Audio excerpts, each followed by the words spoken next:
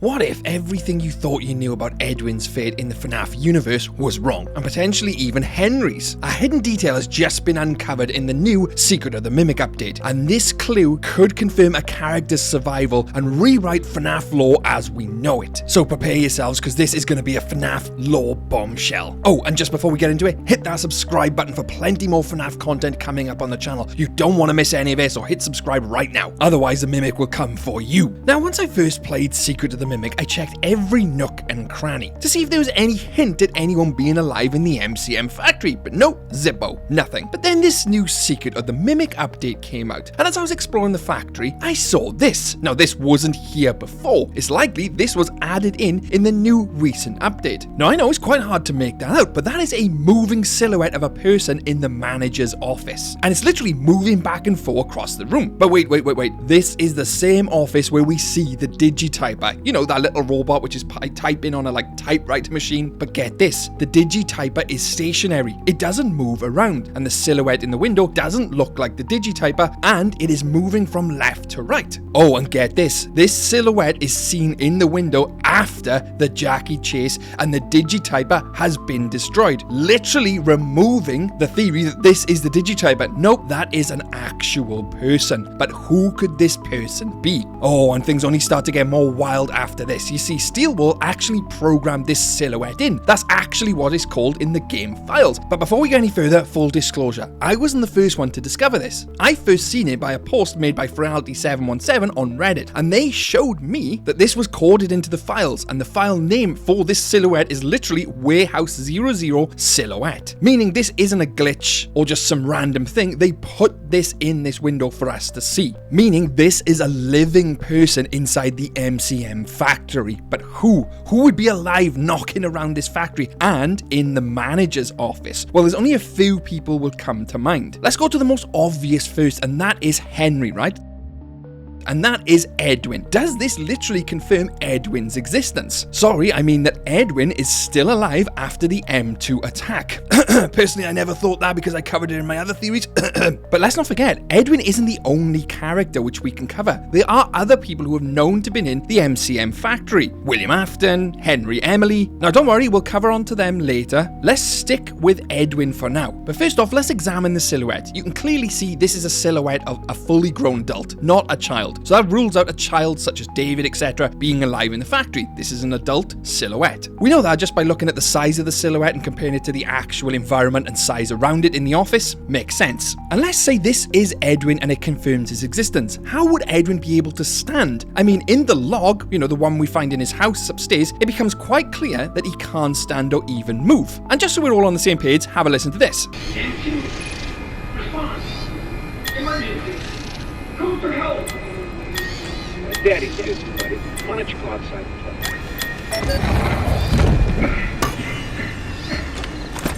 Please.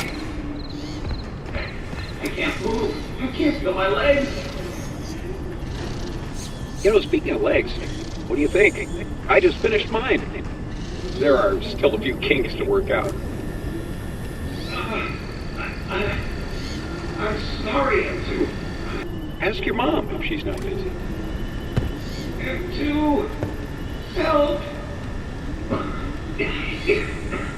That log to me always said that M2 had left him there. Didn't outright kill him, try to stuff him, just decided that nope, I'm not going to help you because you kind of didn't help me. I've remade my legs and I'm going to leave you there with your broken ones. That theory now basically makes sense because M2 would have left, leaving him chance to escape, because it would have been impossible for him to escape if M2 was still in the room. M2 wouldn't have allowed that and would have simply killed him outright. M2 had probably left, and that's when he took his chance to leave the building. That's why we never see a body, because he didn't die, right? I mean, Secret of the Mimic wasn't shy in showing us dead bodies. I mean, we've seen him everywhere, stuffed. But Edwin's body? Nope, they didn't show us that because he's still alive. First rule of show business, if you don't see him die on screen or see their body, they can come back. Unless it's Alien 3. You see, we know Edwin's legs would have been damaged from the explosion, so would it be him we see in our window prancing back and forth like there's no tomorrow, as if he's got a brand new set of legs? That part for me doesn't line up. But we're not done with Edwin just yet. We will come back to him. For now, let's move on to someone who actually has legs. Could it be William Afton knocking around the facility? We know William Afton was actively poaching staff. We see it in emails. We know he was a good friend of Edwin Murray. We see that in emails. Could this be William Afton rummaging around the manager's office, trying to get more information, trying to poach more designs, steal more stuff? Well, in all honesty, I find this unlikely. I mean, we know Fazbear Entertainment is sending a team in to get the Mimic blueprints and everything else which belongs to them. They know this Mimic endoskeleton is a killing machine, so the fact William Afton would go in himself seems extremely unlikely. Unless the technicians they were sending in, he was hoping were the distraction so he could go in himself, grab some files and get out. That is an option, but very limited at this stage. But whoever's in the office has got workable legs, so it could be him. Who else do we know would be on site? We know Henry Emily could potentially be on site as well. We know Henry, or Hen as Edwin would call him, an affectionate term, were obviously great friends, and it's my belief that they were the ones who first started making all these puppets, these mascots for the Fall Fest prior 1979, back when Henry and William worked together with Edwin. Henry would likely have a vast knowledge of the factory, but what I wouldn't get is Henry doesn't seem like the type of person who would go in personally to their manager's office. Whoever's in the manager's office is there for a reason. They're not just walking around the MCM factory for a nightly stroll, they're in the manager's office for a reason. And Henry, I couldn't imagine being the type of person to go on and steal stuff from their office. But who's to say they're in the office stealing? Maybe they're not. Although it does seem likely, especially with all the emails saying that they were poaching staff and clearly poaching designs. Personally, I couldn't see Henry or William being in there. Now, you could say it was a member from another team, one of the other teams which was sent in, but again, we know they were wiped out, hence why they sent Arnold there. There was no team members left, otherwise they wouldn't even send Arnold there in the first place, so it is not another team. And it's at this point where things start to get extremely interesting, because we're going back to Edwin. We know Edwin to be a key roboticist, a genius who can make all types of designs, robots, animatronics. I mean, he built the Mimic, right? So who's to say he couldn't build himself a pair of new legs? I mean, there's nothing to say he couldn't, right? He built all these robots with legs. He could literally put on a pair of robotic animatronic legs, even scavenge them from a springlock suit if he needed to, because the person we see in that window, that manager's office, is clearly walking. And if Edwin didn't have use of his legs, he'd have to make use of his legs by getting new ones, or at least augmenting his legs so he's able to use them. And what better way to do that with the bottom half of a springlock suit? Edwin at this stage is like turning into some type of hybrid cyborg, but you get what I mean. And then this starts to build into the entire lore of FNAF, because you see, in Security Breach and Ruin, especially Ruin, when Cassie is trying to bring down the Mimic, remember what Gregory says to Cassie? How do I know this is you for real?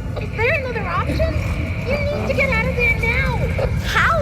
My friend has access to the building map. Just follow instructions.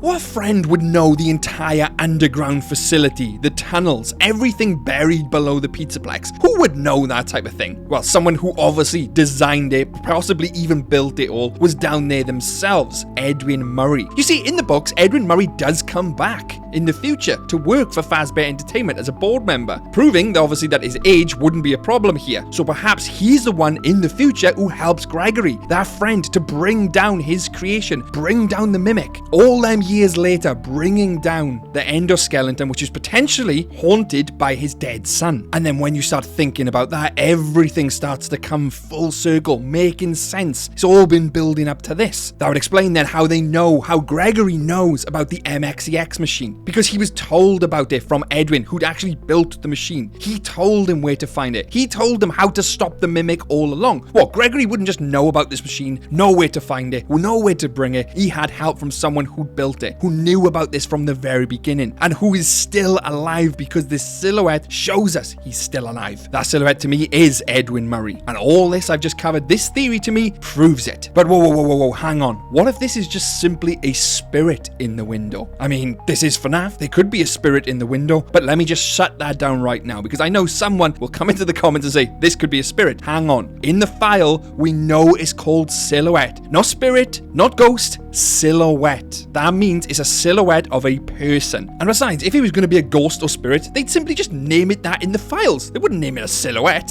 But that's just me. That's my logical thinking. But what do you think on this theory? Let me know in the comments below. And don't forget to hit the like button, because that does help this video. And share it with a FNAF theorist theorists to get their point of view. Do you think I'm right on this? Let me know in the comments below. Massive thanks to the Fazbear Entertainment employees who are on screen now: Lauren, Rena Fox, Amit Jr. Tapia, Queen Bubbles, and our Twisted Fazbear CEOs Rock Nigel, Penguin Lover 12, and Bubs Delicious. Thanks for being a valued member of the Fazbear team. The grind is exhilarating, isn't it? I'm Twisted Animatronic, and stay safe out there, superstars.